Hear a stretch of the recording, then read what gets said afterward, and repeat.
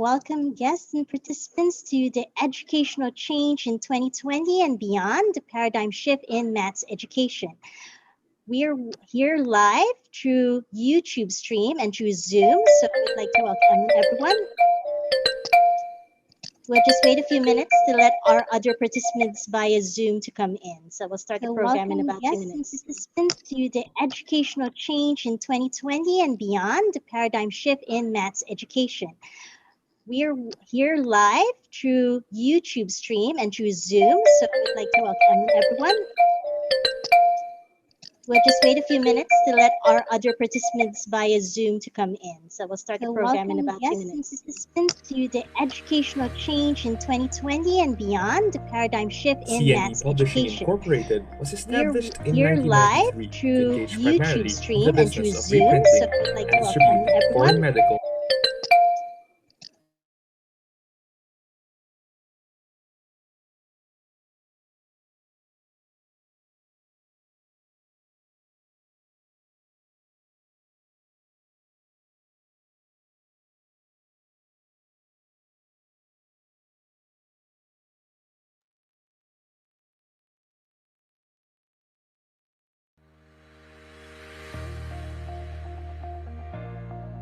CNE Publishing Incorporated was established in 1993 to engage primarily in the business of reprinting and distributing foreign medical and science books, with acquired copyright licenses from international publishers.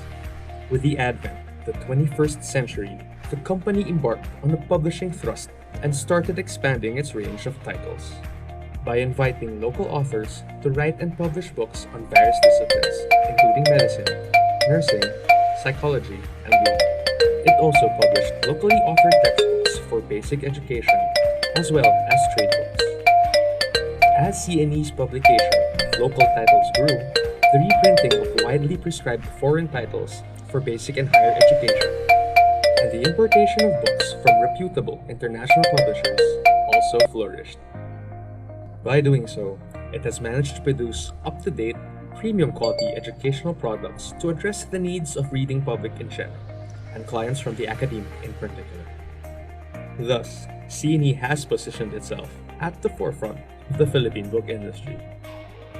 CNE is a dynamic company that envisions itself as a leading developer, publisher, and provider of globally competitive educational resources and solutions for the Philippine academic and professional markets. In pursuit of this vision, CNE is committed to providing innovative and comprehensive educational resources and solutions, and continually strives to be a responsible corporate entity that balances the interests and needs of customers, stakeholders, and the community. These vision and mission are guided by the corporate values of integrity, professionalism, innovation, excellence, leadership, and social commitment.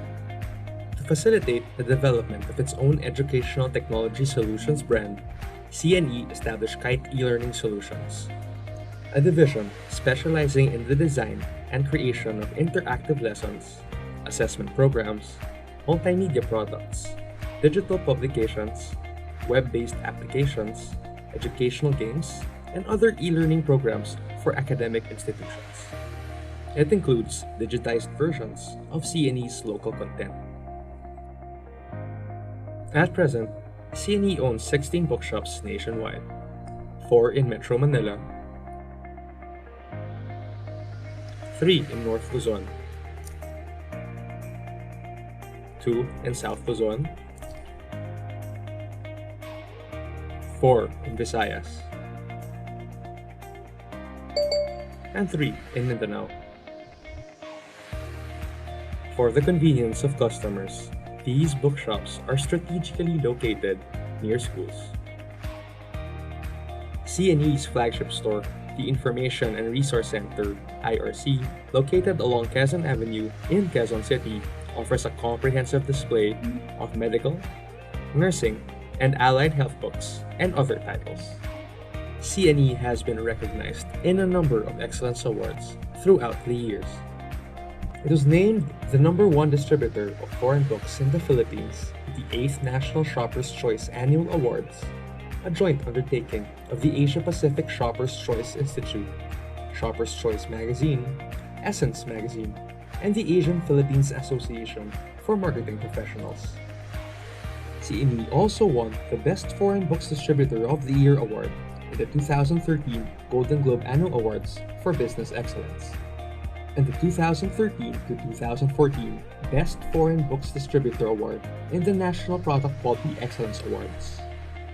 Recently, CNE bagged the Corporate Excellence Award under the Education and Training Industry category from the 2018 Asia Pacific Entrepreneurship Awards.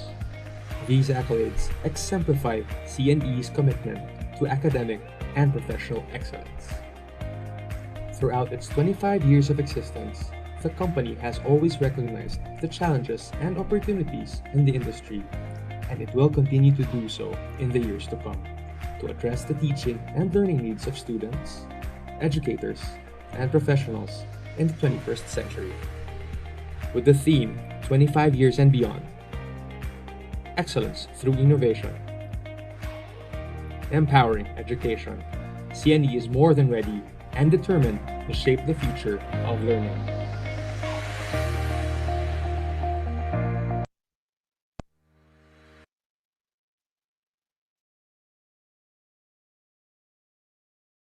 Singapore Math or Singapore Maths.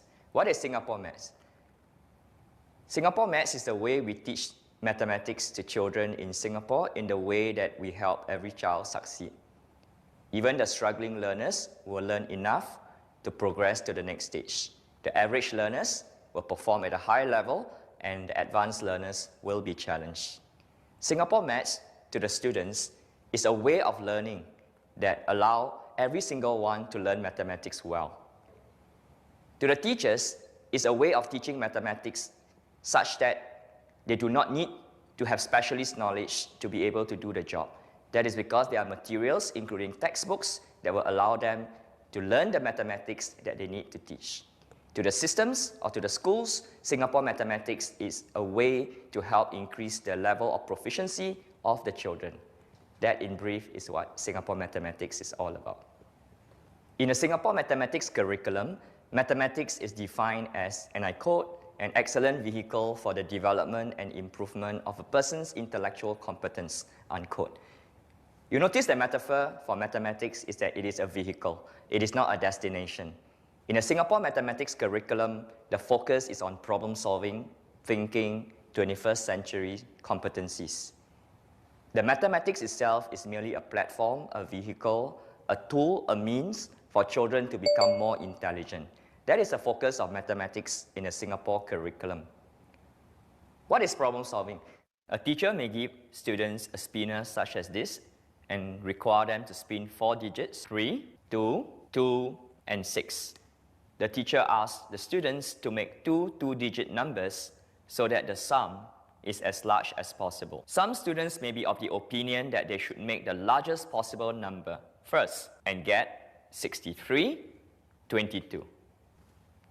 Other students may disagree, saying that 60-something and 30-something will give a larger sum. And they may argue that 62 and 32 would result in a larger sum. So this is an example of a problem-solving activity involving addition. A little bit of history of Singapore mathematics. In the 1980s, the Ministry of Education Singapore decided to change our textbooks. The present-day mathematics textbooks came from the series which was developed in the 1980s called Primary Mathematics. By 1992, based on international research, it has become clear that problem solving must become the focus of school mathematics.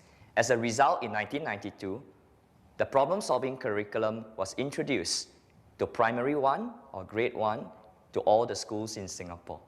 This is followed up in 1997 with the Thinking Schools Learning Nation initiative, where all school subjects, including mathematics, are used as a basis for development of thinking.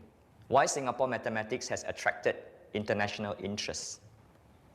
The way we teach mathematics in Singapore. The textbooks that we use has allowed the teachers to teach mathematics in a certain way, and the concrete materials has allowed children to learn mathematics in a certain way. This way of teaching mathematics has shown that many children will be able to learn mathematics well. This is supported by findings in international benchmarking studies. For example, Singapore has performed consistently well in all the previous TEAMS studies. In particular, in TEAMS 2007, about 40% of Singapore 4th graders and 8th graders reached the advanced international benchmark. In comparison, the international mean was less than 10%. In particular, it was 2% for grade 8 and 5% for grade 4. Similarly, in PISA 2009, the proportion of Singapore students, 15-year-olds, who managed to reach the 2 highest proficiency level is way above the international average.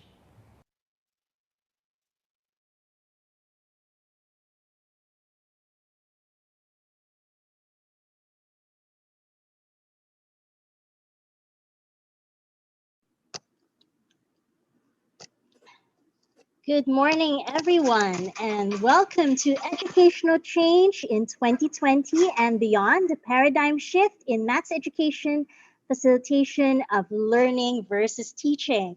I'm your moderator, Bloom Ruli de la Cruz. I'm one of the product officers of CNE Adaptive Learning Solutions. CNE Adaptive Learning Solutions brings to you today this exclusive learning session with our partner, Marshall Cavendish Education. This is part of one of the special events under the Manila International Book Fair, the first of its kind that's being conducted totally online.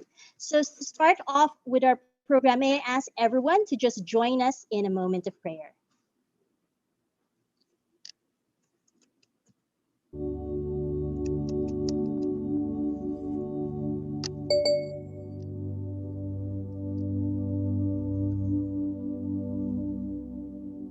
Our ever-loving Father, the core of every reason, the source of truth. You who made the earth and the heavens are the ultimate goal of every knowledge seekers, the infinite wisdom, the cause of all that is good. We are truly grateful for this opportunity to gather together as a community despite the challenges we face each day.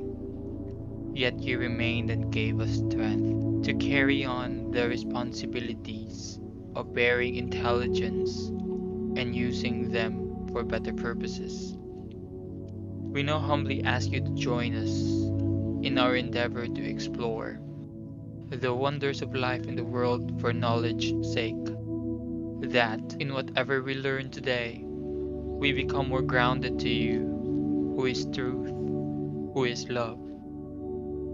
We pray that you bless our speakers, the fount of your infinite knowledge, that they can share something worthwhile despite the limited time we have. They can channel all they know and share to us the beauty and truth of living as your child.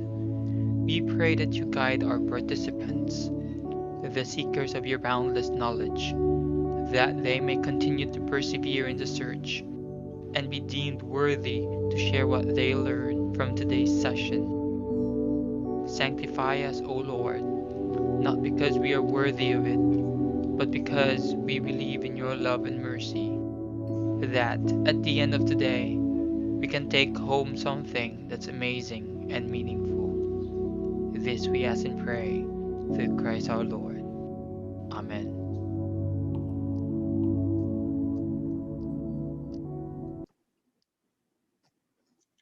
Good morning again, everyone, and welcome back to Educational Change in 2020 and Beyond, the paradigm shift in maths education. Online learning and educational technology has been gaining ground for many years now, but with the situation of the COVID-19 pandemic, we are seeing an acceleration of the adoption of these technologies, prompting teachers to shift roles as they adjust to borderless classrooms and non-face-to-face interaction with students.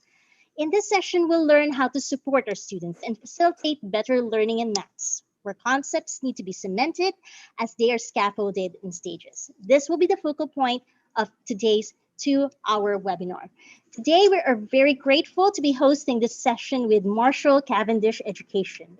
Marshall Cavendish Education is the leading national and regional provider of K-12 educational solutions, which integrates research-driven educational approaches with innovative technology to facilitate students' learning and teachers' professional development. With over 60 years of expertise in the industry, Marshall Cavendish has been consistently providing a comprehensive range of quality academic enrichment publications and boosting multilingual content to more than 80 countries in 7 regions. Marshall Cavendish Education is also an endorsement partner of Cambridge Assessment International Education.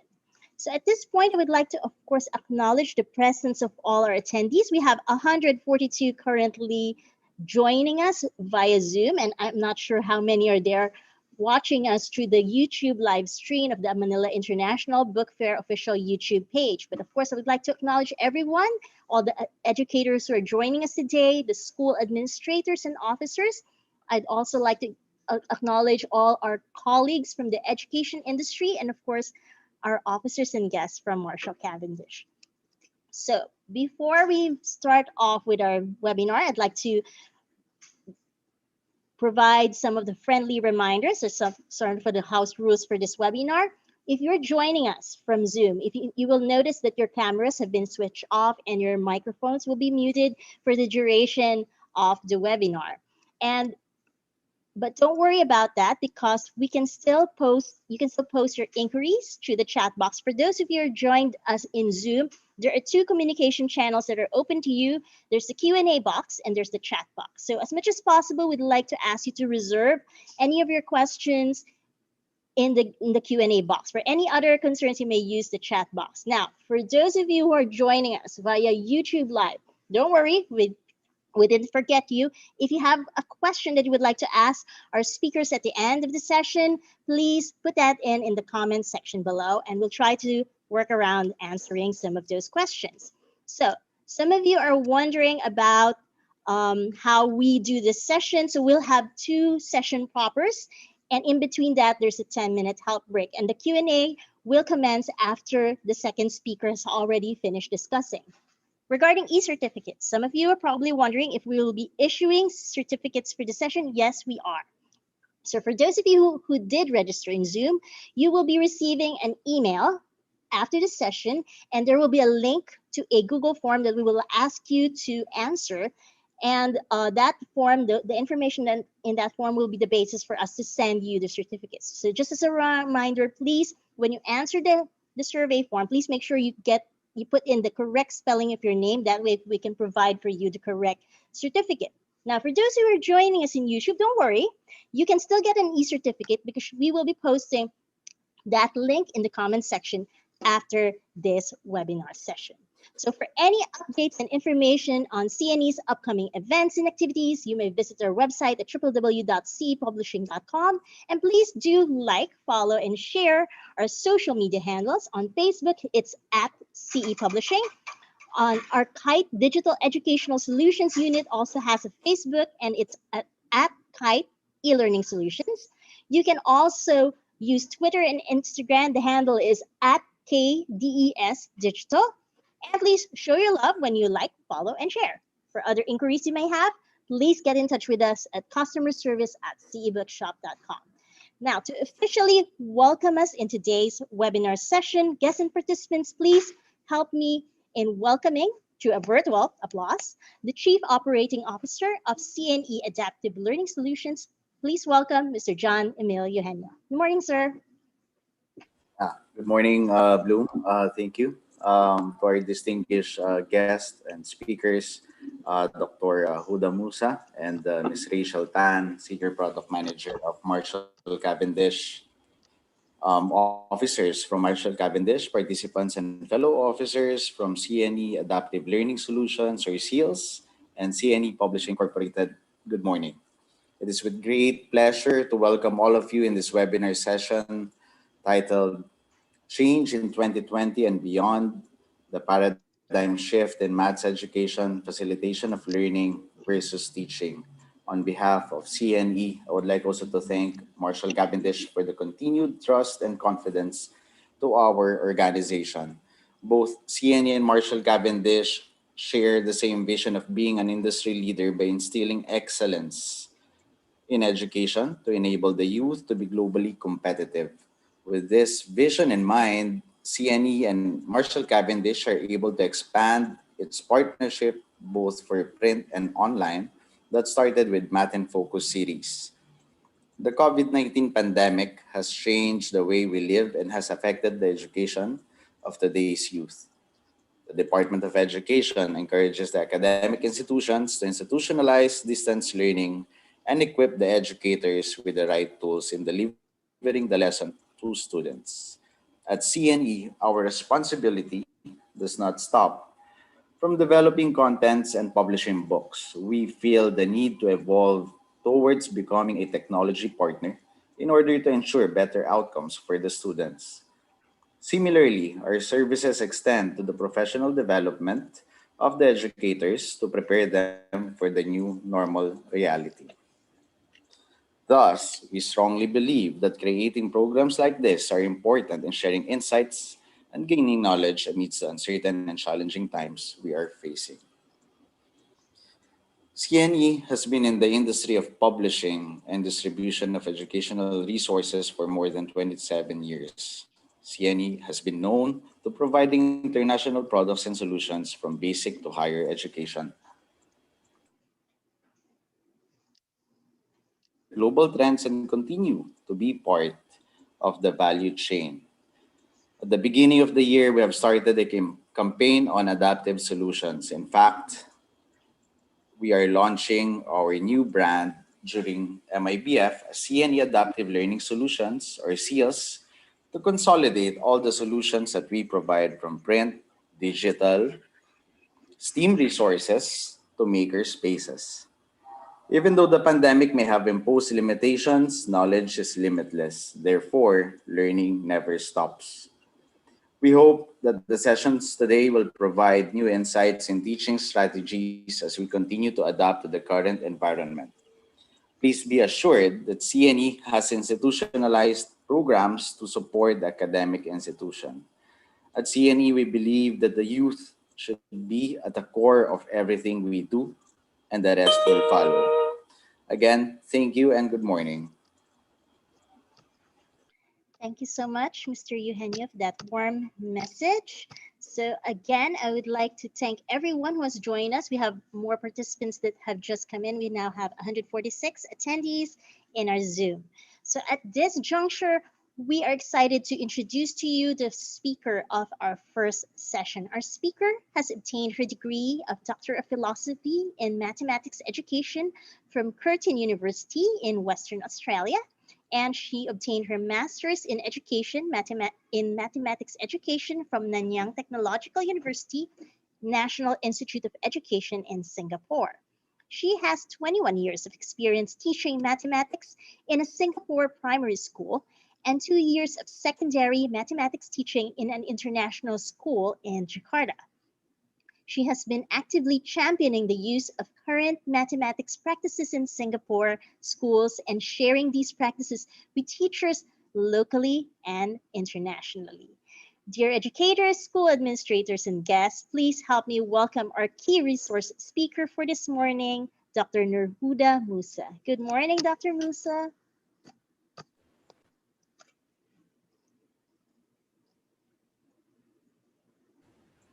Hi, ma'am. Could you unmute the microphone? I think you're still on mute.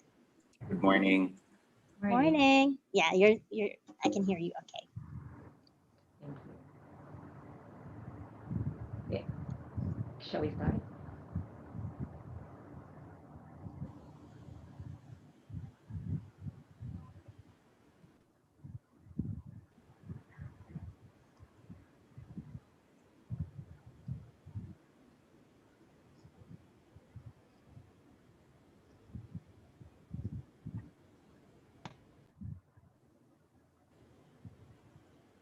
Okay. So I can see your screen now. There's your screen sharing. I'll let you know in any case anything happens.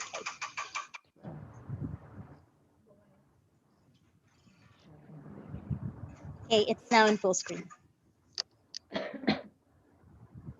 Can we start now?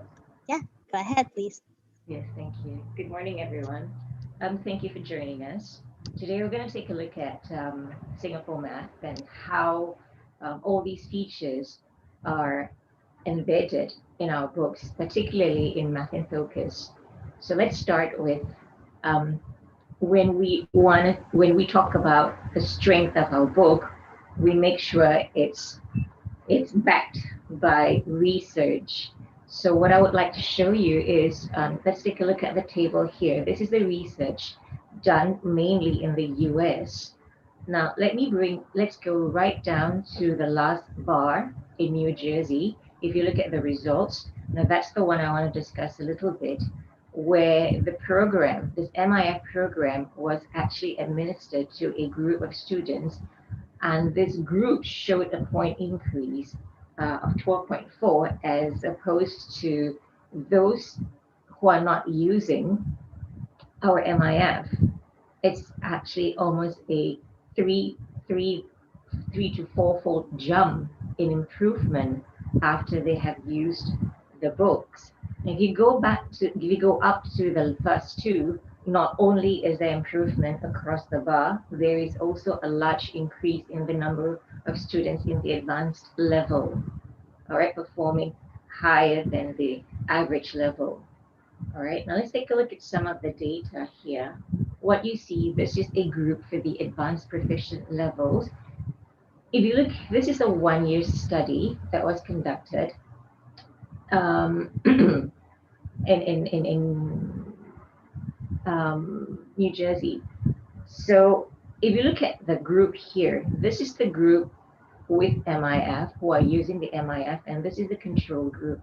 Now, if you look at the percentage, you can see that there is a huge jump from 32% to 54% of children who actually moved from where they first started to the advanced levels.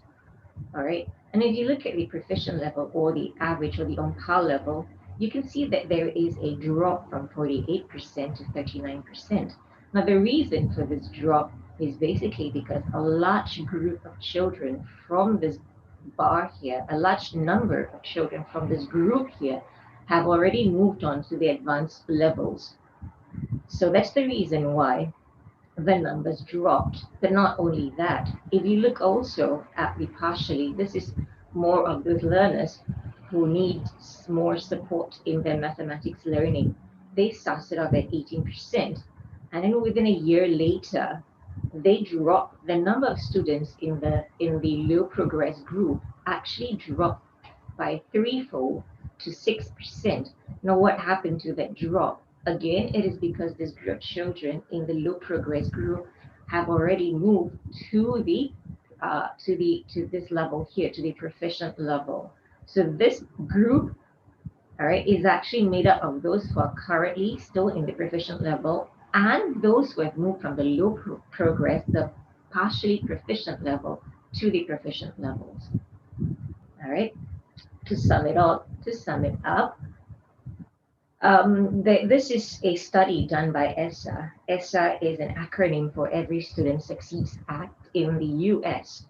Now, this study is conducted by the Center for Research and Reform in Education at Johns Hopkins University. Basically, if you want to have a book used in the US, it has to be scientifically tested and proven to be effective. Now, this is what they found in Math Focus within that year of study. All right, they found that it is placed in a strong evidence level whereby there is significantly greater math achievement level. Now, this sorry. Now, this is a lot higher. Now, what happens here is that there is a strong movement because the focus of math, the central focus of the book, MIF, is basically in building conceptual knowledge. All right. Now, how do we do this? How do we move the children? How do we make them move from where they are up the rank in mathematical learning? This is what we have incorporated in our books. We've got the pictorial concrete abstract, we've got the use of spiral curriculum, the use of problem solving, the use of model method, and mastery. Let's walk you through very quickly down for each features. What we have here is that we have a Brunner's, we borrowed actually, or we adopted Brunner's inactive, iconic, symbolic approach to learning mathematics. Now, what is this all about? Basically, there are abstract mathematical concepts to be taught to young children, and they can be very difficult for them to learn. So Brunner felt that the first stage is where they handle manipulators. That's where the concrete stage is. Now, once the abstract concepts have been uncovered, then they move on to the pictorial stage.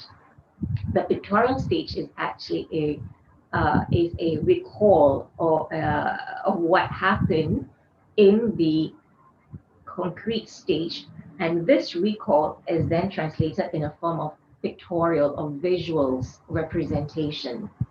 All right. So if they have understood the concrete stage, what they have done in the concrete stage will then capture at the pictorial stage. And if they don't understand the concrete stage, they would have problems putting their understanding in the pictorial stage. And that's where you as a facilitator or an educator come in to assist.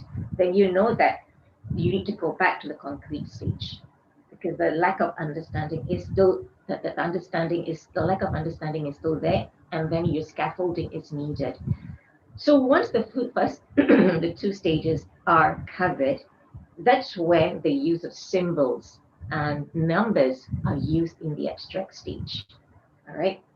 So why are we adopting this? Basically, we're doing this to uncover abstract and difficult mathematical concepts, difficult to teach and difficult for them to learn. Through what we do is they have physical manipulators through unconscious play. It's unconscious play because there is an objective to achieve at the end. And these objectives usually come in the form of mathematical objectives for them which they have to learn. Now, as they are playing, there will be an aha moment, an aha moment meaning in the sense that they're actually making sense as they move, as they match things, as they move, they're actually making sense for themselves. They're discovering it on their own and not by you telling them how it's done. All right. And then this whole session is then the whole three stages are done with complete understanding. Let's take a look at each stage, all right? Now, concrete stage is where you have got the use of concrete objects, all right? And these objects are used to model the problems. As they move, that's where meaning and sense come about. Now, once they have done this stage, that's when they start representing what they have learned at the concrete stage in the pictorial stage.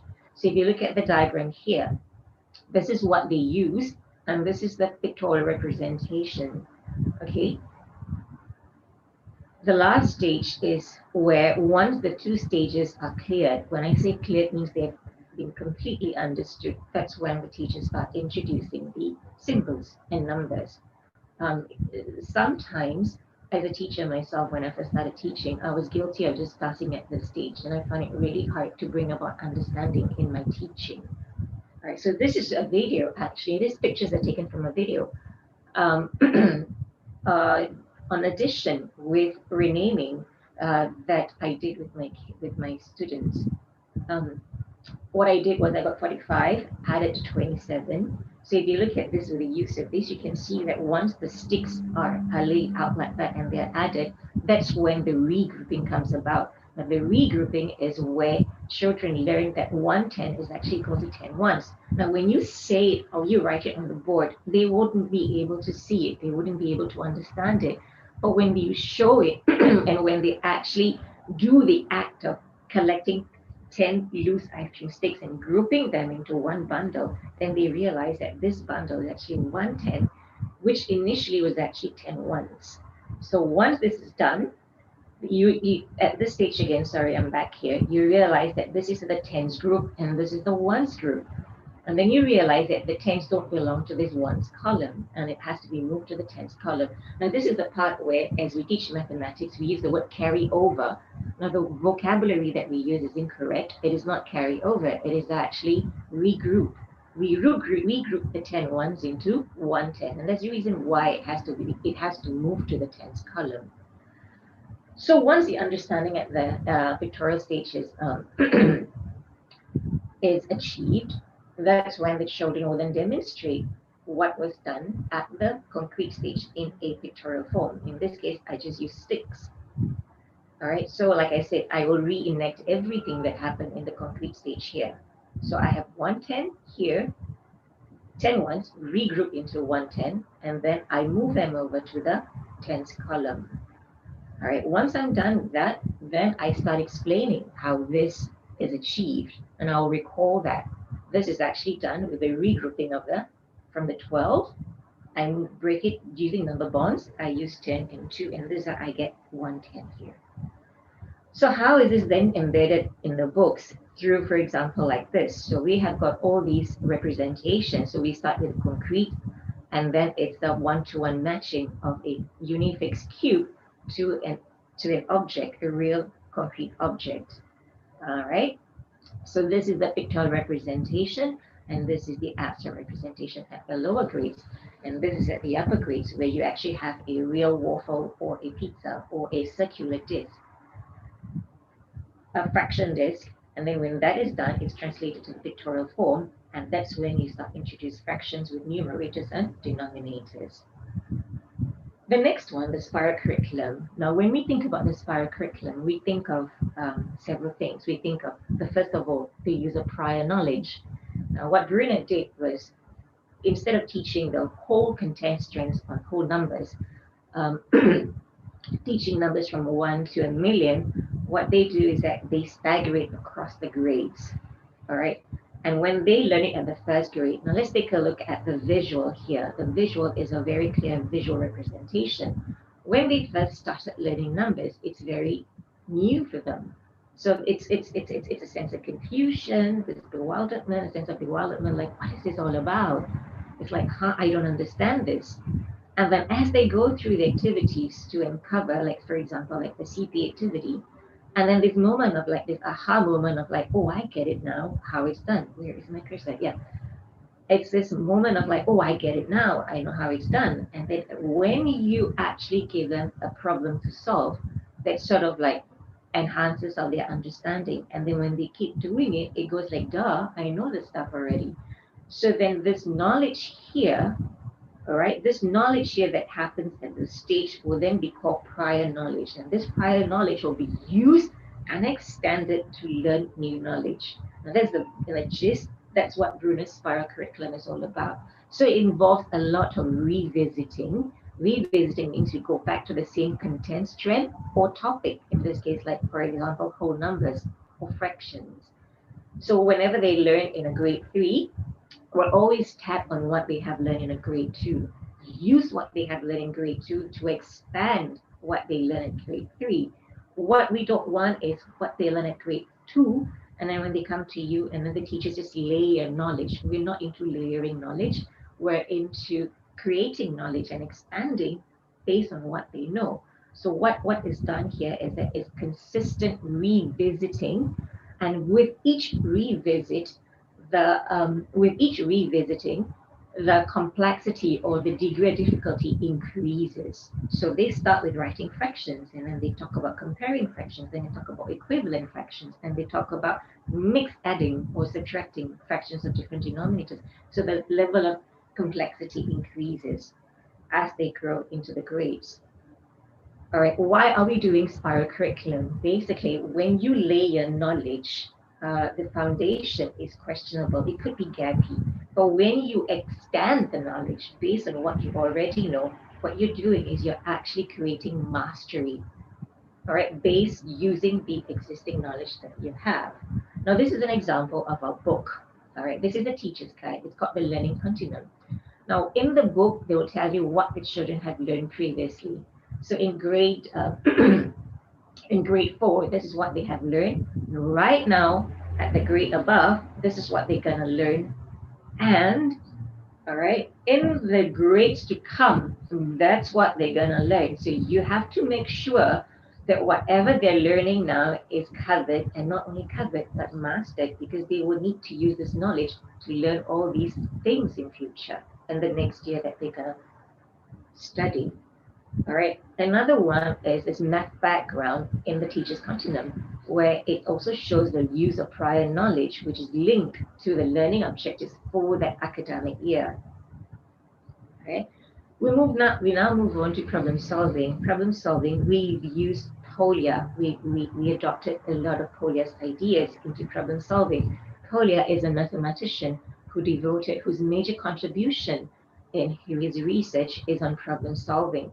Now, his definition of solving a problem is basically finding a way out of a difficulty in which a solution is not immediately achievable. All right. Now, to do problem solving, you need two things. You need the mathematical concepts or knowledge, and also you need to have the mathematical solving techniques. All right. What are solving techniques? These are called heuristics. Okay. So if you look at the chart that on the screen, these are heuristics that we use in the book, and each age specific. So for example, like these are all grades 1, 2, 3, all the way. And these are all the different heuristics or the strategies that the children will be taught in the book. And it will be used. All right. So people tend to get the two mixed up. When we're doing problem solving, we are really doing problem solving. Problem solving focuses on thinking, a lot on thinking. The emphasis is on thinking to develop flexibility and creativity. And to use this, we use heuristics to get by the problems. All right. Now, in solving problems, what we have is just basically the use of rules and algorithm. So whenever they see, for example, certain questions and they see that type, and then they memorize the steps, and that's what they do. It's like I said, it's more like a drill and practice, but we're not doing that in problem solving. Like I said, we borrowed Polya's idea of problem solving. You know, these are the 4 principles. The first one is to read for understanding. Once you have understood the problem thoroughly, you come up with a plan. And once you've come up with a plan using the heuristics that I've shown you earlier, you actually carry out the plan. And once you've carried out the plan, you make sure that whatever you have done is actually correct by checking or looking back, right? Now, this is what we have embedded in our Math in Focus. So if you look at the first one, step 1 is to understand the problem. There are all these questions like, have I understood all that's given in the question? Can I restate the problem in my own words? All right, then the next one is think of a plan. What am I going to do here? Am I going to draw a diagram? Am I going to make a list? Am I going to do by guess and check? I'm going to do it, and then I'm going to check the answers. How am I going to check the answers? Or how am I going to know that my answers are correct? So these are guidelines. These is like a framework for the children to use before they actually embark on problem solving. All right. The next one is on model method. Model method is actually a heuristic that pervasively used in Singapore classrooms. Is a pictorial representation whereby you have a word problem, where word problem is translated into a pictorial representation, in which after that they would have to solve the problem. Now, they are actually rectangular bars, like you see here, and these rectangular bars have got values that are known values, and if you take it as a whole, it is an unknown. So the rectangular bars consist of values that are known and values that are unknown, and your job, and the job is actually to link both in order to solve the problem. All right, let's take a look at the different types of model drawing. We've got the part O model here, whereby you've got 2 parts here to actually make a whole.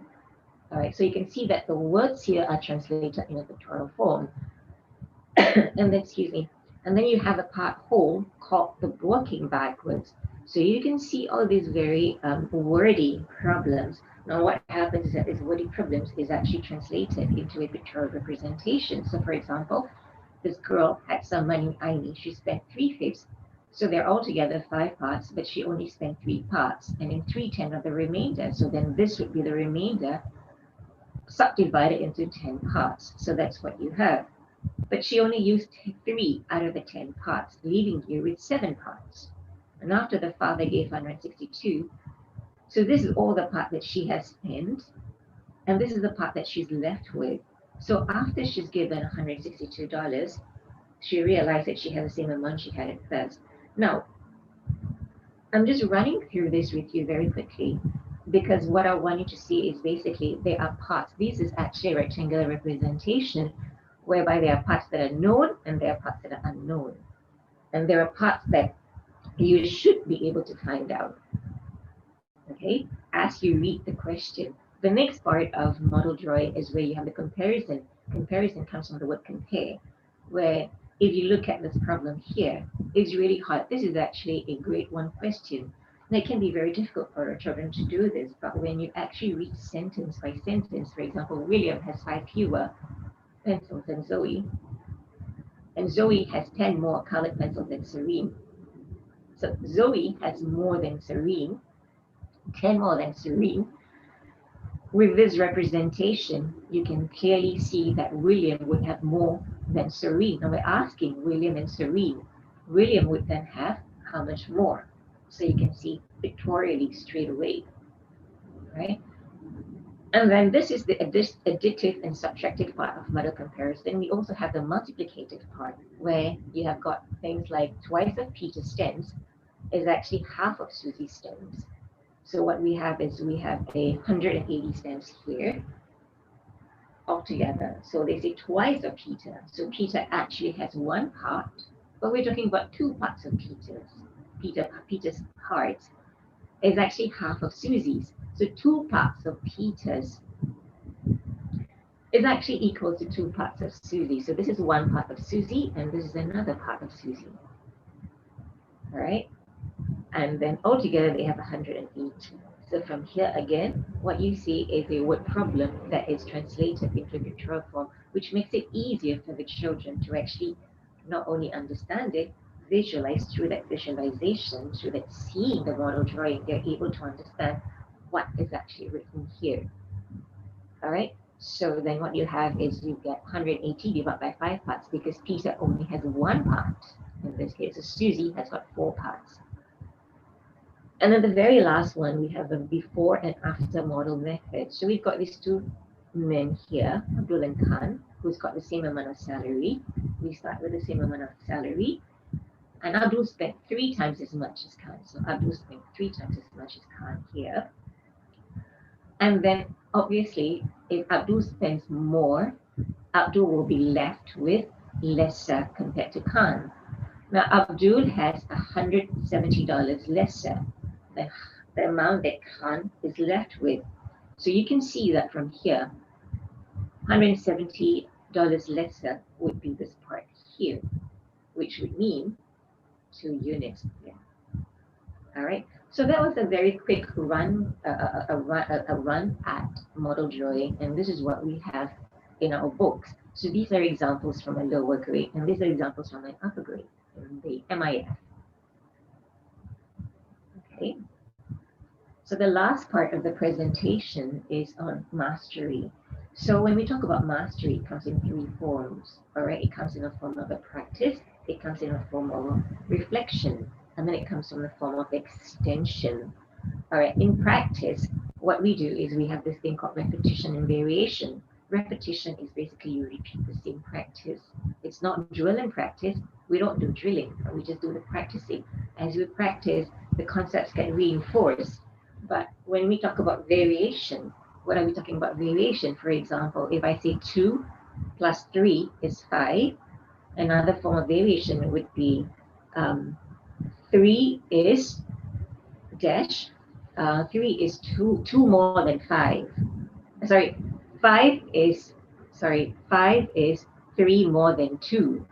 So a different way of saying 2 plus 3 is 5 would be 5 is 3 more than 2.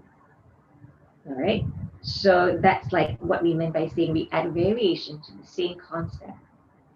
All right, the next one is we have got this thing on reviewing. So there will be a question that will be a problem or a task that we pose. And then in that task, children are supposed to reflect on what they have learned to actually perform the task. So in this case, you are supposed to use reflections of what you have learned, and then use that reflection to actually answer this question, like who is right. There are altogether 4 characters here. Now each of them have got their own ideas in mathematical, in decimals, right? In the concept of decimals. Now you are supposed to pick based on your reflection of what you have learned, your understanding, and then use that to decide how which one of them do you agree with. And to do that, you use your reasoning, your logical reasoning. All right. The last one is when they use extended practice. So based on what you have learned, how then do you take that understanding to a higher level, to a situation, an unfamiliar situation? So you carry what you have learned to an unfamiliar situation. When you do that, what you're doing is that you're expanding your knowledge. And you're applying what you have learned to a new unfamiliar situation. By doing this, you're actually deepening your understanding. Now, with that, I've come to the end of my presentation. Over to you. Sorry, Hi. Blue. Over to you, Blue. Yes. All right. Thank you so much, Dr. Huda, for that fun-filled, knowledgeable session. I certainly learned a lot. I wish I had Singapore math back when I was a child. It would certainly have made mathematics a fun-filled learning experience and an easier way to learn. Now, we will be those of you who are joining us, you can input your questions now, but we'll wait until after the second speaker has finished the topic to do the Q&A. Now, you can do that for those who are joining us in Zoom. I just want to remind you can use the Q&A box. So for everything else, just use the chat box. For those of you who are joining us on YouTube Live, you can put in the comments. So we'll just take a quick break. Please take a cup of coffee or take some water. And we'll be back in about 10 minutes for our second speaker. So see you around in about 10 minutes, everyone.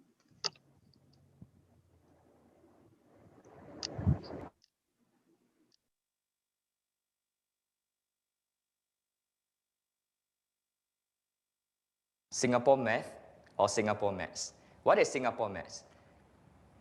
Singapore Maths is the way we teach mathematics to children in Singapore in the way that we help every child succeed. Even the struggling learners will learn enough to progress to the next stage. The average learners will perform at a high level, and the advanced learners will be challenged. Singapore Maths to the students is a way of learning that allows every single one to learn mathematics well.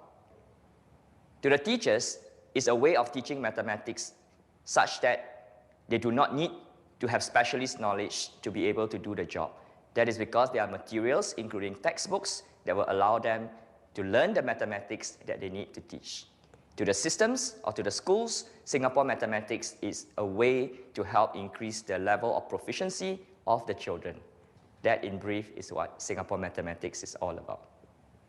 In the Singapore Mathematics curriculum, mathematics is defined as, and I quote, an excellent vehicle for the development and improvement of a person's intellectual competence, unquote. You notice the metaphor for mathematics is that it is a vehicle. It is not a destination.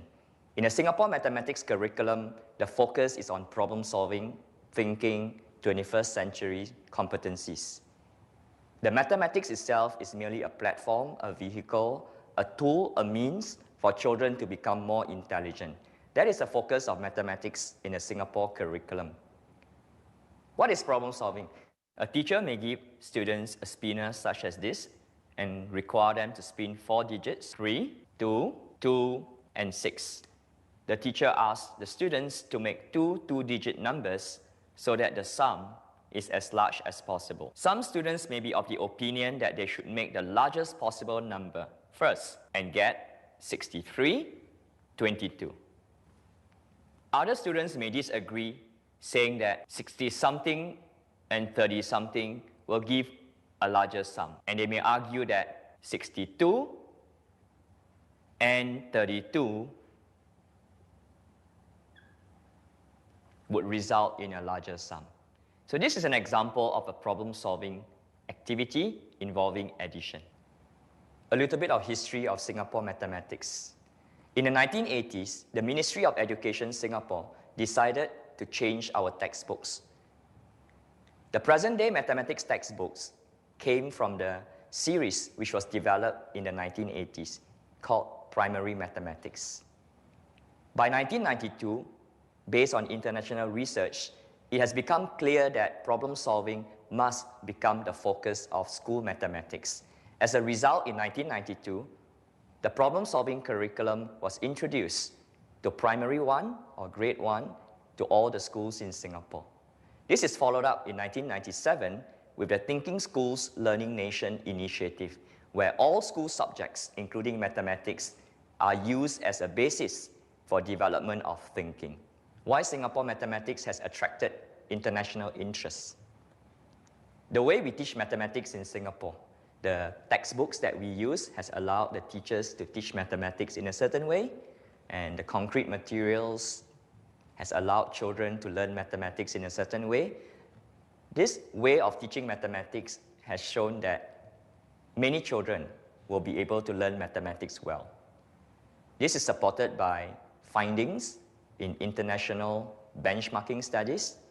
For example, Singapore has performed consistently well in all the previous TEAMS studies. In particular, in TEAMS 2007, about 40% of Singapore 4th graders and 8th graders reached the advanced international benchmark. In comparison, the international mean was less than 10%. In particular, it was 2% for grade 8 and 5% for grade 4. Similarly, in PISA 2009, the proportion of Singapore students, 15-year-olds, who managed to reach the 2 highest proficiency level is way above the international average.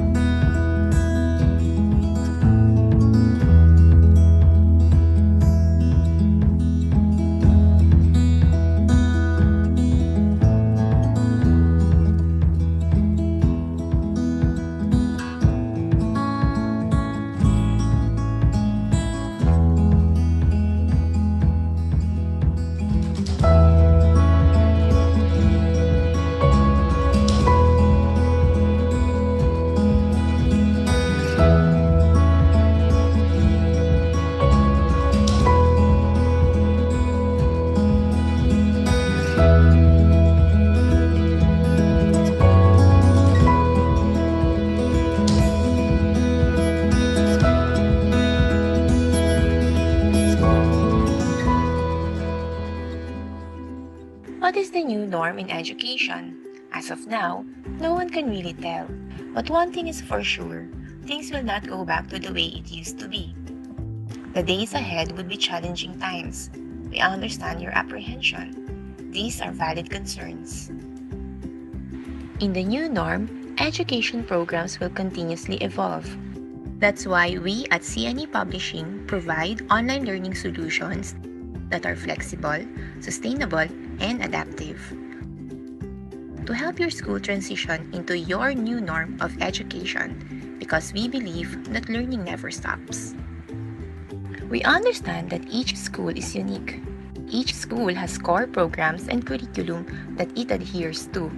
Our online learning solutions can provide you the support and the unique learning architecture so that you can continue to provide positive learning experience for your students.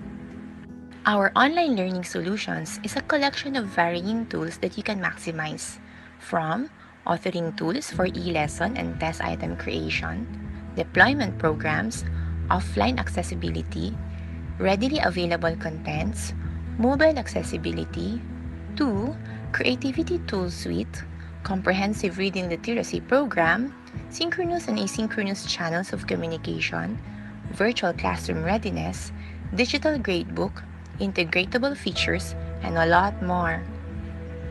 Your new norm of education is ready, and Kite Digital Educational Solutions by CNE Publishing is here with you.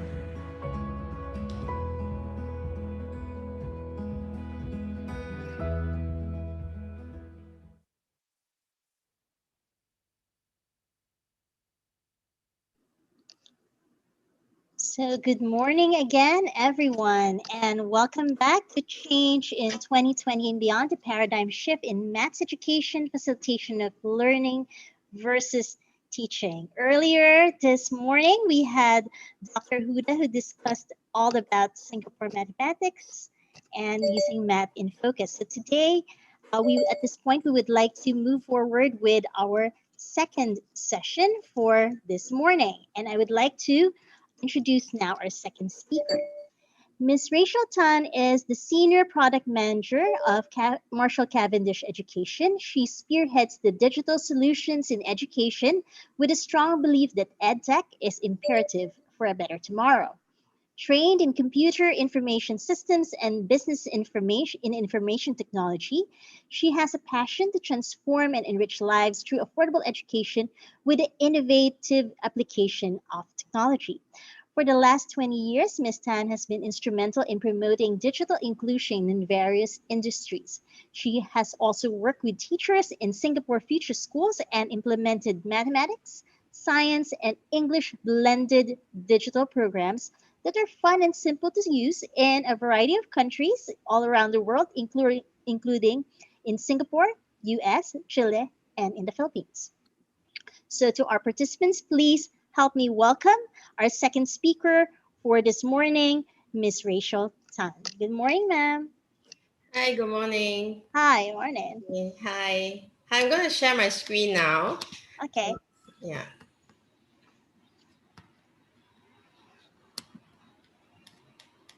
Okay, I can see it right now. Okay. Hi, good morning, everyone. So I think let me just very quickly go through with you the product architecture of our Math in Focus 2020 program. So we have print component we have the student edition. The student edition is actually a core of our Math in Focus program. It allows the students with daily opportunities to build conceptual understanding, share problem solving experiences, developing fluency, and consolidate skills to achieve mastery. So this is actually the core of the heart of our program here. And on top of it, we do have other print books available in the form of assessment guides, extra practice homework book, and fact fluency book. Along with it, to support teachers and students, especially in this home-based learning environment, that there were a different hybrid model of teaching. Sometimes, especially in a situation like COVID, there could be cases where school might practice hybrid model of partial classroom, typical classroom in the schools, or having home-based learning on certain days. So when we actually put our solution together, we actually provide all this in mind to see how we can further support the schools and teachers and students in these challenging times. So okay, we have digitized all the ebooks. Then on top of it, we have also virtual manipulatives that I will actually go through and share with you all more later. So these are actually the whole suite of the resources that we provide for the teachers and the students. So maybe let me quickly, in a snapshot, show you what we have for our teachers and students on our online portal. So we have the student edition ebook that I mentioned earlier. They are found at the ebook channel. Then for the learn videos, we have specially designed learn videos that supports the students' cognitive learning processes by bringing them through the concrete pictorial extract approach that helps them gain understanding of complex mathematics concepts. Yeah. So later on at in the demo session, I will show you samples of the learn videos, the virtual manipulative, and the mini games. So something interesting to share about the virtual manipulative right now.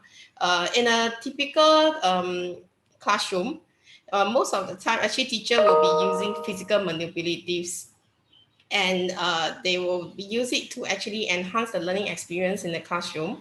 But in situation like this, where sometimes they have to embark on home-based learning, our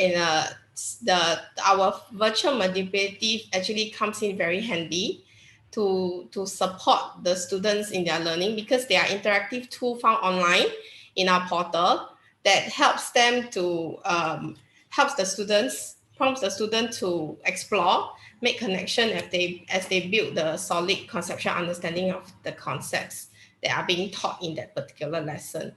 So all these are in a situation like this, they are used as alternatives of the physical manipulative to support them when they're at home.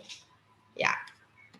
Okay. So at the end of actually every topic, we not say every topic, so for some of the topics, we actually includes mini games to help the teachers to further engage the students when they complete a particular topic.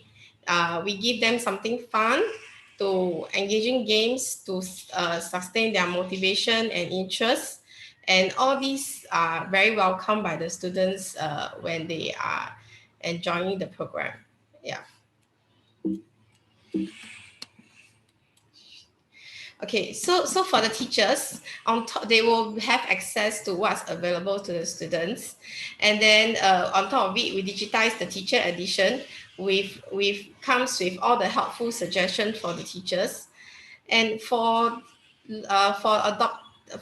schools that adopted our extra practice and homework book, we prepared differentiated resources. They are actually PDF of We Teach, extra practice and enrichment practices available to cater for the different diverse learner at the different level of mastery. So with accompanying these differentiated practices, we actually provided the work solutions that shows the process of how the questions are solved. This actually helps the teachers in explaining to the students how to solve the questions that they face difficulty with, and help them achieve mastery. Yeah. And for extra practice and homework book, there are also school to home connection that are actually included in the book itself. Yeah. So okay, further support home-based learning, we actually developed a set of PowerPoint slides for we call them classroom presentations, to actually facilitate teachers in their frontal teaching. So all these set of PowerPoint slides are editable, and we allow the teachers to customize, add in their own points or useful suggestion as well in the PowerPoint slides. So the teachers actually can use these set of slides to conduct their lessons in the classroom. Yeah. Okay, so these are some samples of our Learn video. Yeah. And then we have a variety of virtual manipulatives available for across all the grades. Yeah, there are place value chart, number lines, and bar modeling tools, and also like clock manipulative, weighing skills, and stuff like that. So there's a big variety of virtual manipulatives. Okay, so for this program, to further engage learners with fun practices to help them achieve proficiency and flexibility in solving problems, we come up with a set of mini games. We have maze game, music maker, fraction game, and a different variety of games actually to help improve their memory capacity, the hand-eye coordination, and allowing students to apply the concept and skills that are taught in the chapter to achieve that they learn in that particular topic to achieve mastery. Yeah. Okay, so I was sharing earlier about the differentiated practices that Dr. Huda also covered earlier. So we actually have them to fully support the diverse learner at the different level of mastery. So in the program itself, we have independent practices that are available at every lessons. So when the teachers, when the students actually completed their own different independent practices, the teacher can, based on the ability and based on the result of the independent practice, teacher can assign the reteach extra homework, extra practice and enrichment practices, all these to the different group of students based on the results they achieve in the independent practices. Okay. So this is also something that I highlighted earlier. So to further support home-based learning, we do provide in the extra practice and homework book that there are family letters at the end of each topic that are sent to where teachers can actually send to the parents to let them understand what are the learning objectives your child that has learned currently for this particular topic. The mathematical vocabulary are also included in the family letter, and there are suggestions of one or more activities that can be conducted at home. So and in times like this, actually, I think especially for the lower level, lower grades, more parents are taking a more active approach in the learning, especially now that they are sometimes at home when so the parent, all these family letters actually help further provide more suggestions to the parents as well. Yeah. And in fact, when doing the activity, I find that sometimes it bonds the family more. Okay, so this is an example of the PowerPoint slides that we specially crafted for the program. So the teachers can just download the classroom presentation in the portal. These are provided for teachers. They can download all the deck of PowerPoint slides, and then the teaching instruction are suggestions, what points to note and stuff like that are actually provided in the at the right side of the slide. So when the teacher actually prepare the lessons before they conduct the lesson itself, they can just look at the slides and then look at what are the key points that they need to make reference to or to highlight in the classroom. And even question like what to ask, all these are actually available in the PowerPoint slides itself. Yeah. Okay. So very quickly, this is a snapshot of what we made available for on the portal. So we have all the MI and the Math in Focus resources that I covered very quickly earlier, like the Learn video, virtual manipulative, mini games, differentiated practices are all available on these two channels. And then we also have the student edition and the teacher edition ebooks available as well. So, okay, at this point I will be going to the portal to do a quick demo. Yeah. Okay. So basically, this is actually our ebook. When we design this, the purpose that we are trying to achieve is to allow the students to have a personalized copy of their math program online that can be made available to them anytime, anywhere. So you don't have to worry that you forgot to bring the book. If I'm not at home right now, I'm at another home or I'm at another place and stuff like that. I can just, with an internet connection, log in and I can start revising. I can start making notes and do annotations, and I can also do bookmark the important notes that the teacher make reference to when I'm doing in my lesson. So just a very quick going through of our ebook itself. Okay, so let's look at this. Okay, so it comes with annotation tool.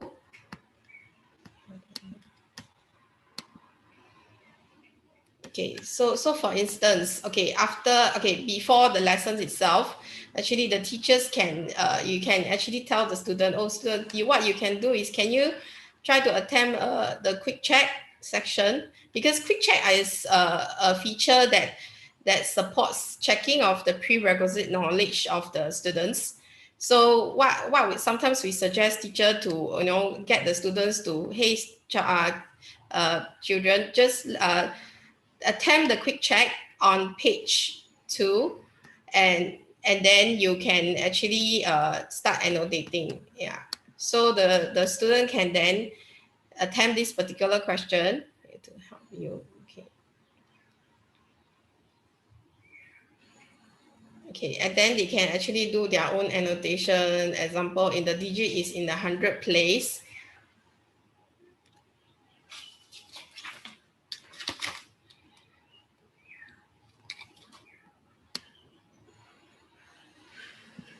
Okay, so all these annotation are safe, and later on we are developing a new feature that allows this to be submitted to teachers, so the teacher can actually look at the work that are done by the child. Okay, 2 stands for tense.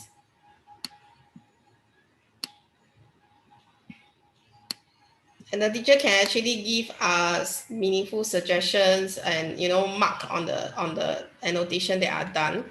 Yeah, so you can also type in as well. All these are available. Then besides doing this, let's say important section that the teacher cover in classroom, yeah, I can highlight and can do bookmark and stuff like that. Yeah, all these are available within the ebook itself. You can add your own notes. For example, if the teachers shared that this is a very important concept, it will definitely come out in exam or something important that to make reference. Yeah. Sorry, I'm putting my head as a student right now. So I'll think that, okay, these are important exam tips and stuff like that. I can make notes and I can come back to it later. Okay.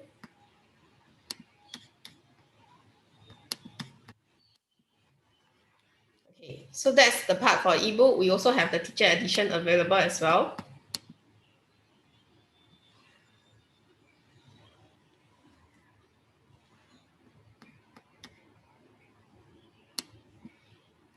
So we have digitized all this to make it convenient for the teachers. You can actually open up the teacher edition, and then for the respective lessons, you can look at the suggested teaching points and question what to ask and stuff like that to infer to invoke the curiosity and for the student. Yeah. Okay, so let's look at what other digital resources that we have provided.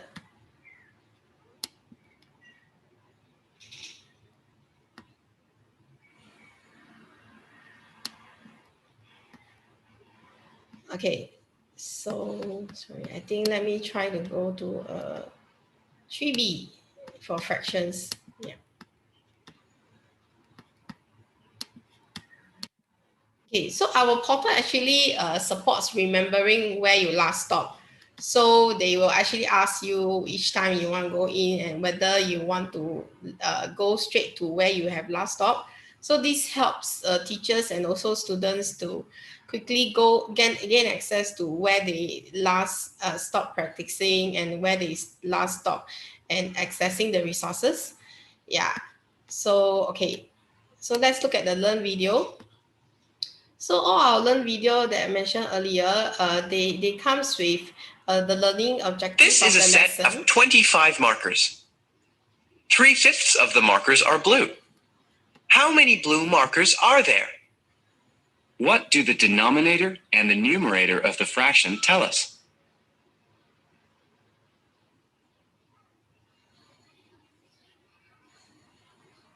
There are a total of 5 equal parts. 3 of the parts are blue.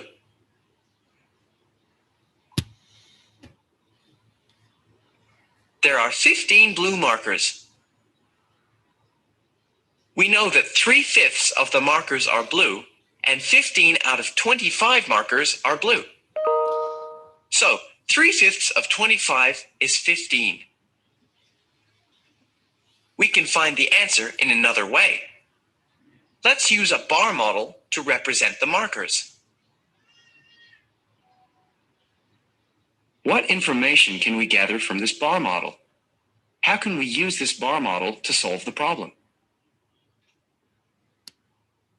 Okay, so the Learn video allows the students, encourage the students to make sense of the various ideas and sharpening their thinking. And they through the purposeful questions that are used to prompt their thinking in the classroom. So this particular set of resource, it can be used during the classroom teaching itself, and also in a certain occasion, if maybe in a home-based learning situation where when you do not have ample lesson time, what you can do is you can get your students to watch the video before coming to the classroom. Yeah. Or for students who actually miss the lesson due to some reason, they can watch the video later actually to understand the math concept as a form of learning or a recap of what the teachers have covered in an earlier lesson. Yeah.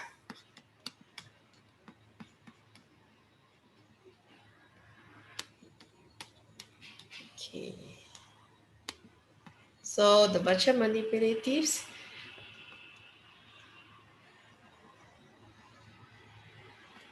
So this is one for representing proper fraction using fraction models. Yeah, so to support actually all the students, we provided very different models to help them make connections, and they can use this to explore as well, like, you know, between the different bar models and the pie charts that are available. Yeah. So for learners that needs more help, we actually provided some hints or tips at the bottom as well. So if they click it, the answer will appear if they need more guidance. If not, this is actually a free tool to allow them to explore, to see, you know, how the between the different models that are provided to them. Yeah. Okay. So this is the sample of our mini games.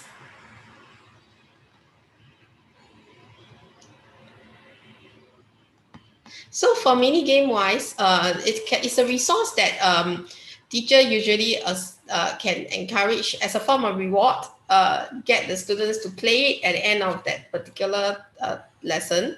Or alternatively, when if for cases where they need some revisit of this particular topic, this can be used as a reteach resource as well.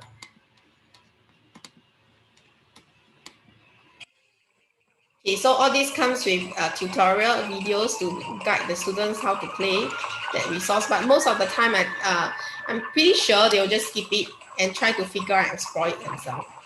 Yeah. So this is Pete the plumber.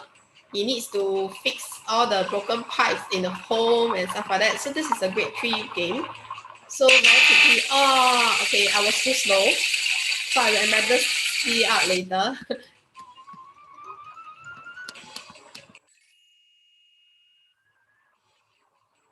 Okay, so they'll move on. So once the pipe is beat, and so all these are, you know, conceptual understanding games that helps to motivate the learner, yeah, and to help them to further achieve their mastery as well. Okay.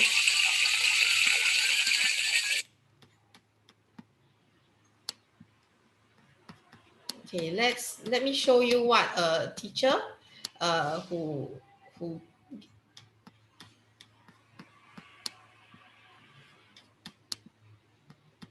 So teachers wise, okay, they will be able to find their classroom presentations here.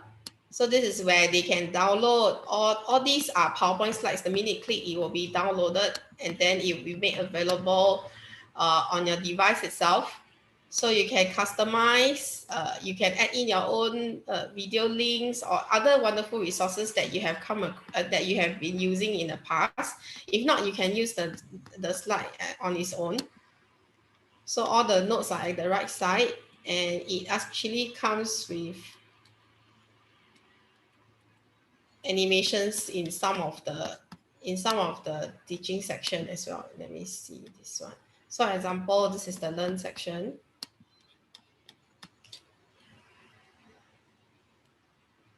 So all these slides are fully animated for the teachers for their convenience when they are going through the lesson in a classroom. Yeah. Okay, the teaching instructions are all available at the side of the slides. Yeah. Okay, so for schools that adopted the extra practice and homework book, it comes with the whole wonderful suite of resources too. So these are all the reteach practices. They are all available. You can download it and print it for the students. Then the portal also allows assigning of the PDF to the student as well. So for instances, if they are not in class, then the teacher can just quickly use our lesson builder, create a lesson and assign this PDF to the student. Yeah, then they can do this at the comfort of their home. Yeah. So all these resources, extra practice and homework, you have the school to home note connection. Yeah, these are the wonderful family letters that I have shared earlier. So sometimes there could be one activity or two activity suggestions that are provided to the parents.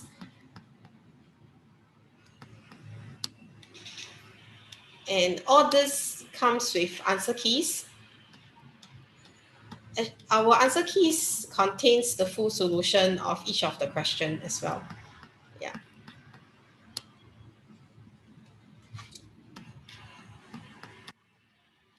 Okay, I have covered what we offered in the Math in Focus program. If there are schools that are interested to find out more about the other digital resources that we offered, additional channels that we have provided, and feel free to reach out to Terence, our sales colleague, to find out more about our Math Digital Suite. So this particular suite itself, we have a whole set of learn videos and many other interesting resources that actually provided more information, more resources for the math program. Yeah. So this is additional, on top of what we offered for the MIF program. Yeah. Okay.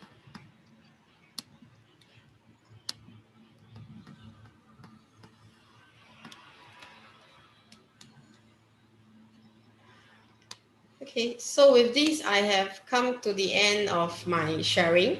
Yeah. Thank you so much, Rachel. That was certainly a very informative few minutes with you. I could see that it's a very colorful and very informative material for I'm sure a lot of our teachers. I've been talking to a lot of teachers, especially during this pandemic, and they've all mentioned that it's really a challenge now that they can't do face to face. A lot of emphasis is focused on the resources that they have to do, they have to create. So this one pretty much gives them an opportunity to just free up their time because the resources are already there. So at this point, we'd like to open our Q&A. So for all of our attendees, so those who are joining us in Zoom, there are about over 150 participants already still with us in Zoom. So you can make use of the Q&A box that's found at the bottom of your screen. Now, if you're joining us through YouTube, you can always put in the questions in the comments. Now, I've been going through, there's already one earlier here. It's actually under the answered. So I think this was addressed to Dr. Huda earlier. This one's from Maria Lourdes Carandang. She's asking if do you hold in-depth trainings for Singapore math? She would be interested to attend. So Dr. Huda, would you be open to giving a training for Singapore math in depth? Hello, Dr. Huda, could you unmute? Yes. There you go. Terence, would you like to take me to answer that, or would you like to take it? Because I think Terence would be in a better place to answer. Okay, sure. Sure. No problem about that, Dr. Huda. Thank you once again. Yes, we do have quite a number of different workshops, webinars as well that we have arranged from time to time, and of course, together with CNA, we have actually lined up even the different forms of presentations, sharing, and in specific, even more in depth, different type of topics within the math pedagogy and approach. But of course, we're more than prepared, more than welcome, such queries with regards to the webinar. More than welcome for you to suggest as well what type of webinars is needed.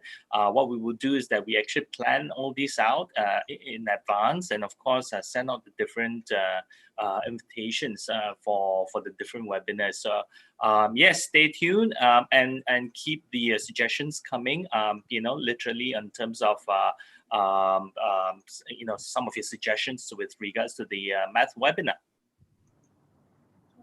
Thank you. By the way, I would like to introduce for everyone Mr. Terence Nong, who is joining us, one of the representatives for Marshall Cavendish, who is also joining us in the Q&A panel. So he's one of the representatives for Marshall Cavendish.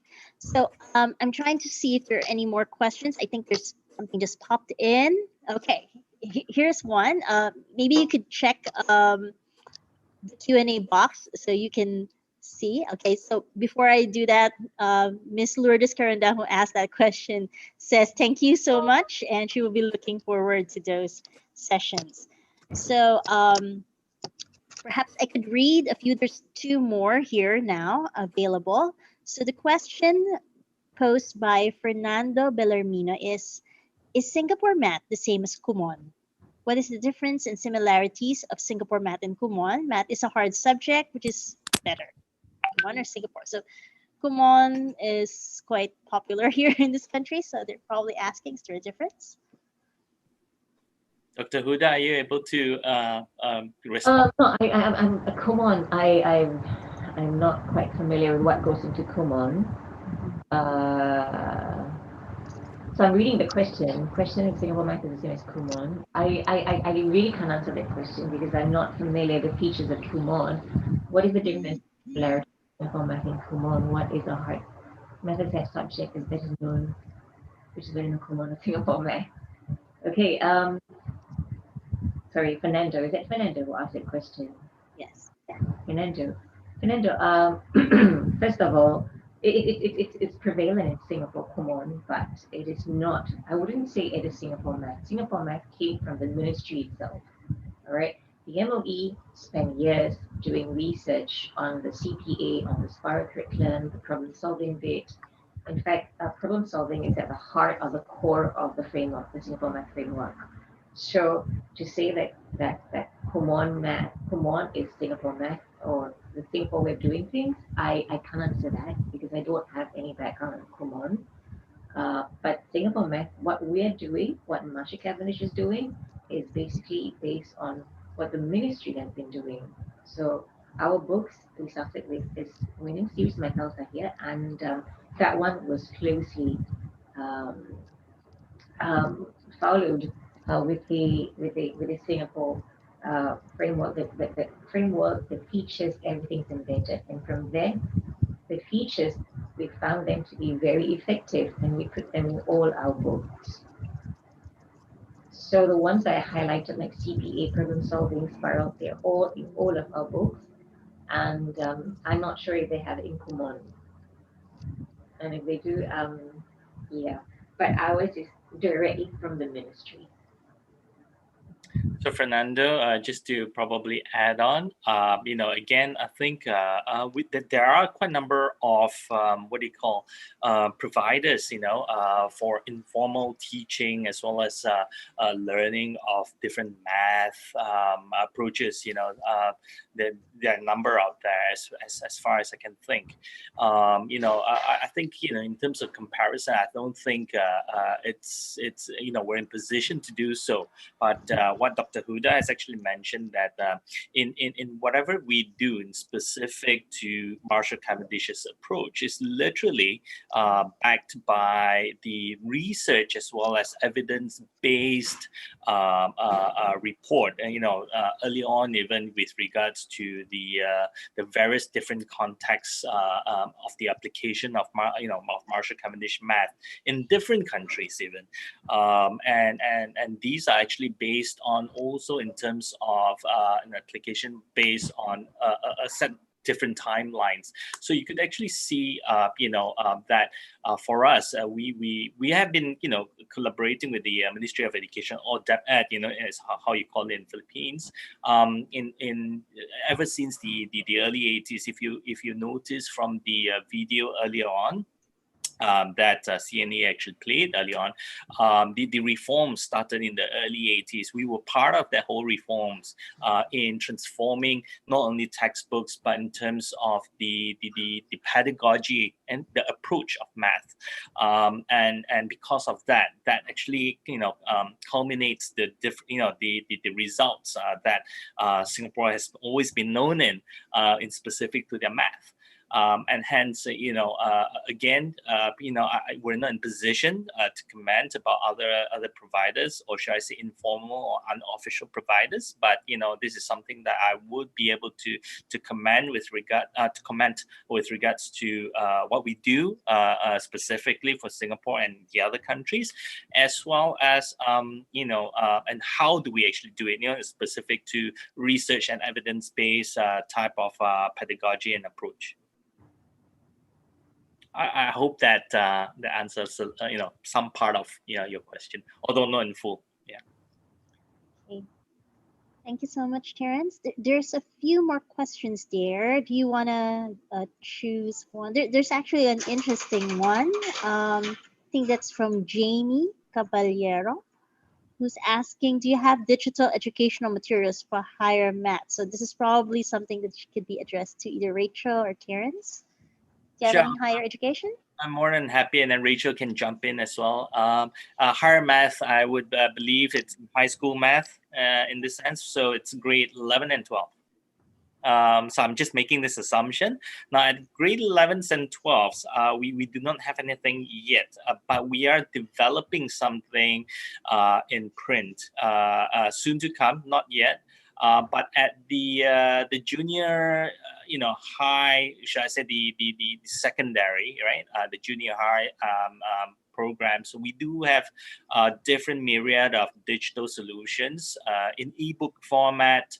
And of course, in assessment format as well. So assessment format, i.e., in terms of different question banks, right?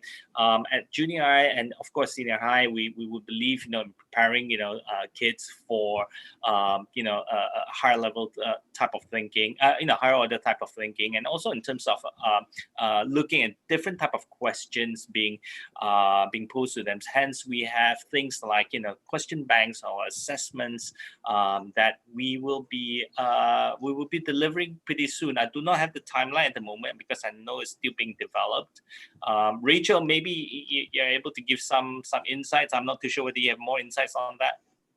I think first of all, the Math in Focus program is from K to 8.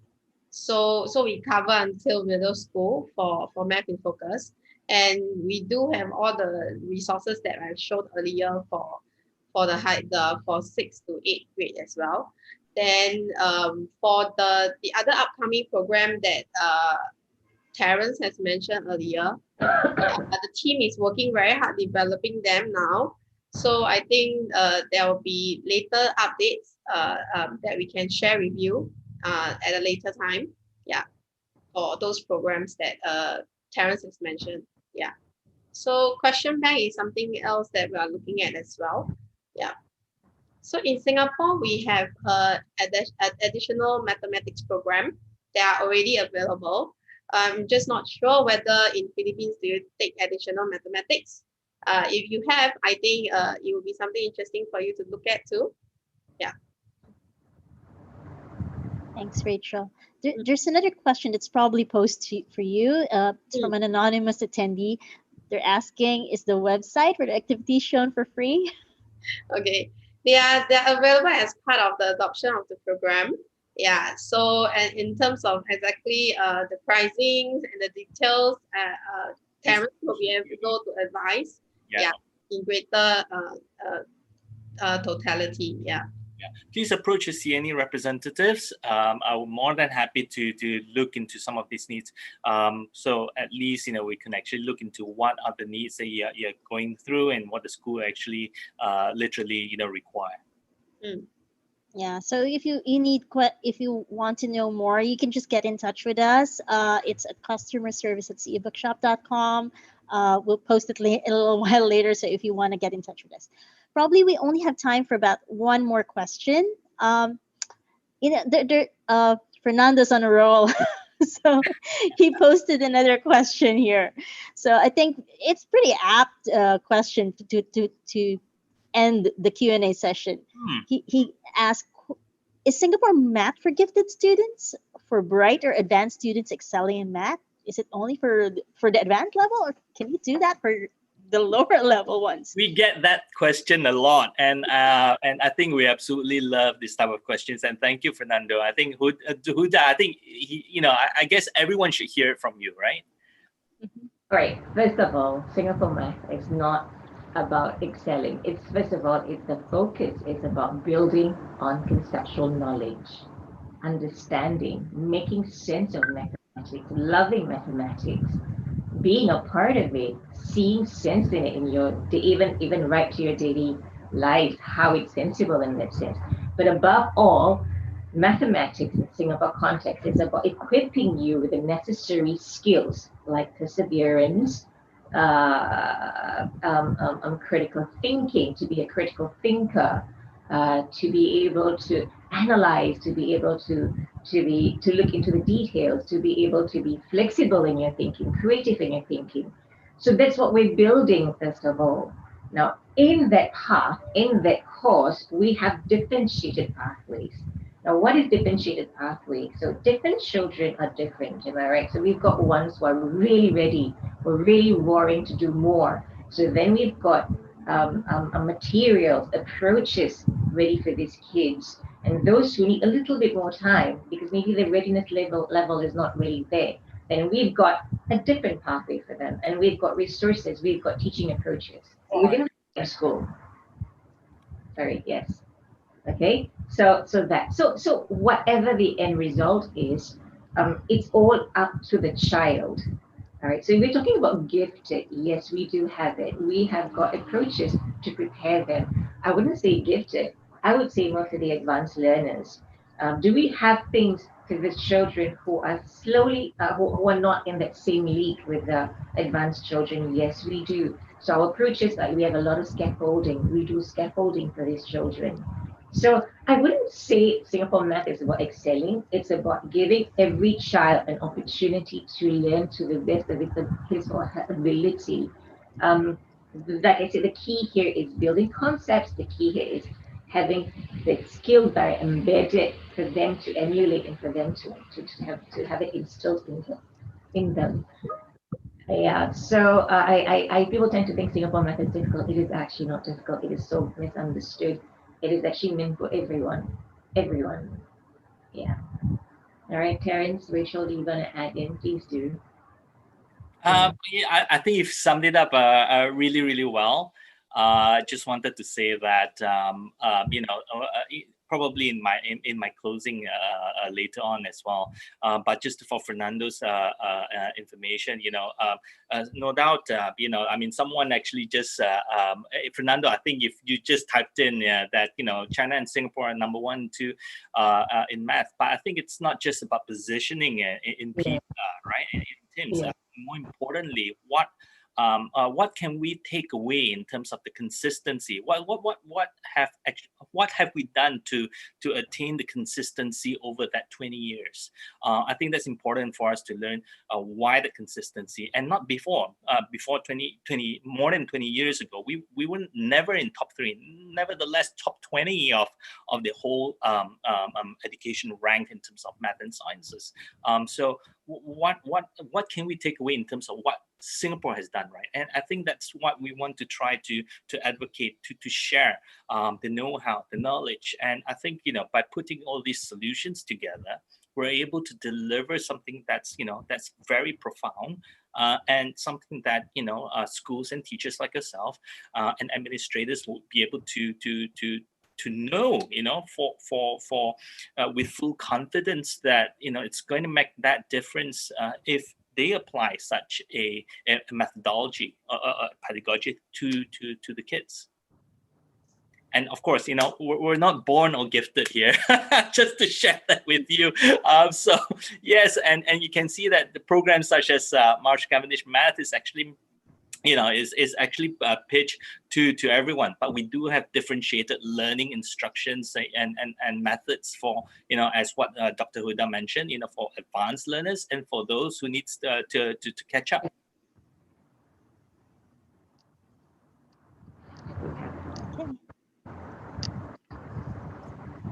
Thanks so much, Terence. So at this point, of course, we would like to thank everyone for this, for joining us. So just to close things again, of course, to formally close, I'm calling back Mr. Terence Nang. He's the Area Director of Southeast Asia of Marshall Cavendish. Just to give you a brief background about him, he has over 2 decades of work experience in a broad range of industries with a large focus and dedication in the space of education, assessments, edtech solutions, and professional development. After graduating with an honors degree in business administration from Anglia Ruskin University in England, he took on a role as an educator and trainer for the British National Vocational Qualifications. The position became the turning point for him to develop his passion for education and its impact in the lives of learners. Since then, he has held various leadership and management roles in the education industry.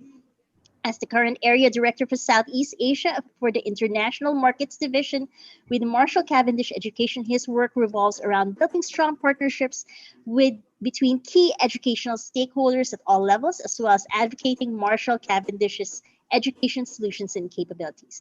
So please welcome back again Mr. Terence Nang to deliver his final remarks for us this session. Thank you, Ms. Bloom. I appreciate the introduction. And let me just share something with all of you just before my whole closing remarks. So that would actually set, probably some thinking behind all the sharing as well. So just give me a second to share this.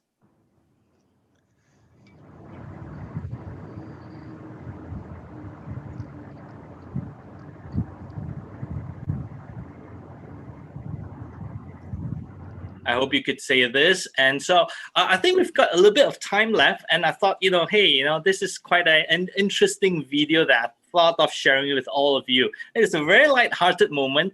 And it's all about math. And it's probably something that we, resonates to how we probably learned math back then, right? But here we go. 25 divided by 5 is 5. You see, 5 won't go into 2, will it? No. But 5 goes into 25 5 times, you see? No, you're wrong, Billy. Now, I'm a pretty good mathematician. Now, 5 into 25, 5 won't go into 2, will it? No. But 5 goes into 5 once. Now, we didn't use the 2 before, so we bring it down here. Now, 5 into 20 goes 4 times. There you are. 5 into 25, 14. No, look, Pa. Let me prove it to you now by multiplication. 5 times 5. 5 times 5 is 25. Really, I'm surprised you're learning. Huh? I'm surprised that you're learning. Now I'll show you. 5 times 14 is 25. 5 times 4 is 20. 5 times 1 is 5. 25. That's it. No, look, Ma. Look, you're wrong there because I'll prove it to you. We'll put down 5 14s here. That 5 14s is not 25.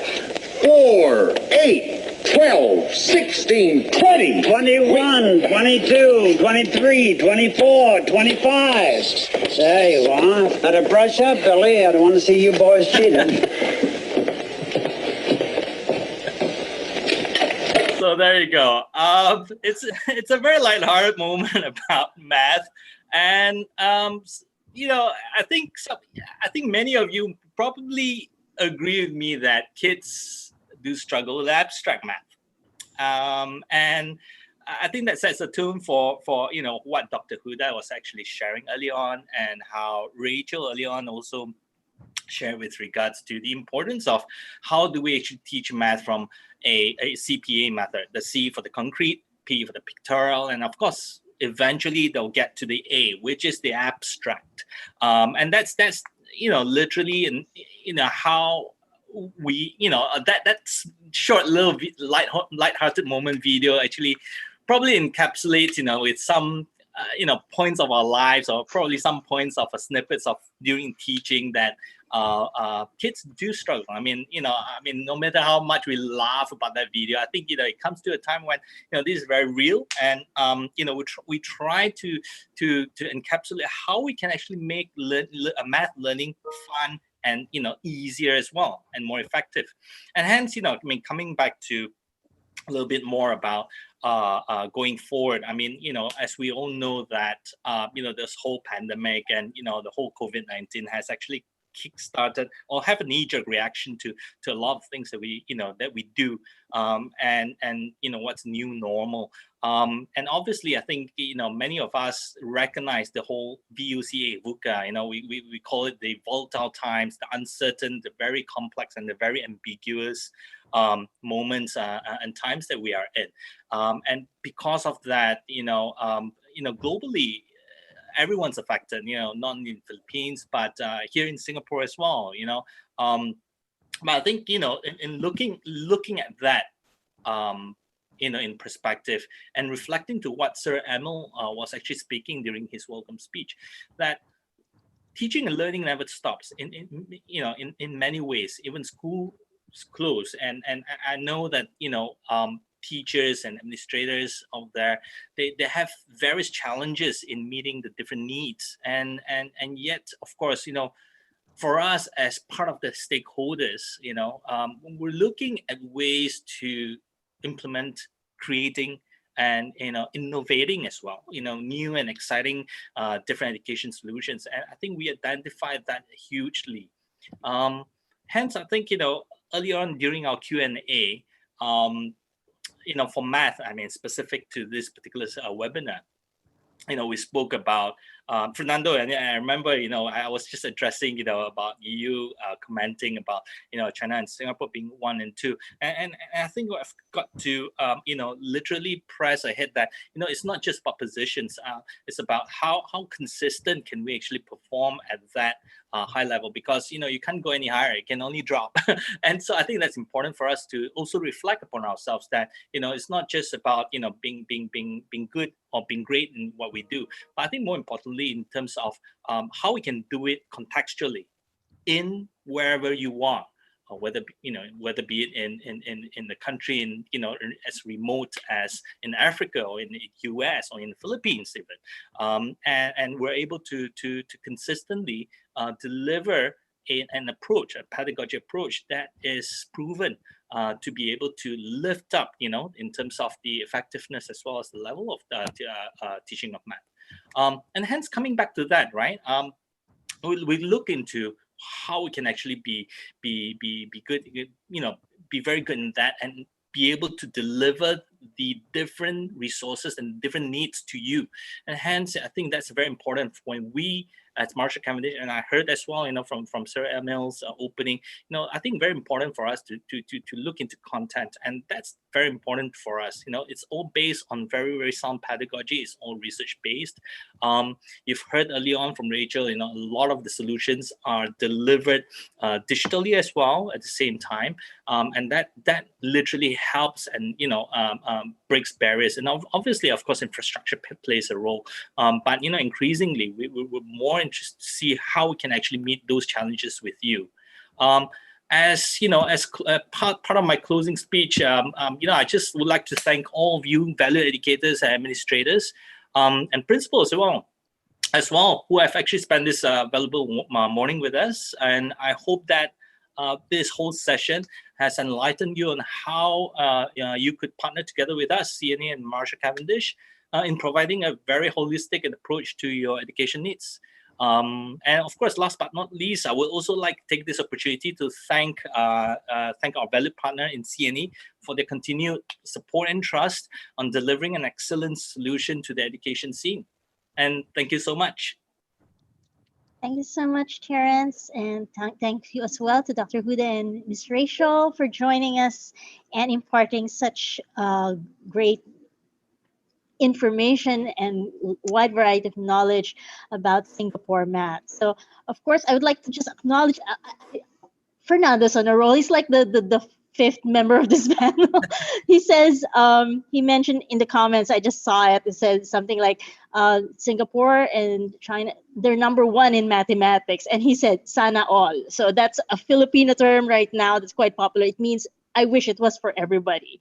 So I hope this session teaches everyone or informs everyone that there is a different way to teach math, and there is a way for us to improve our way of teaching math, and this is one way that we can do it.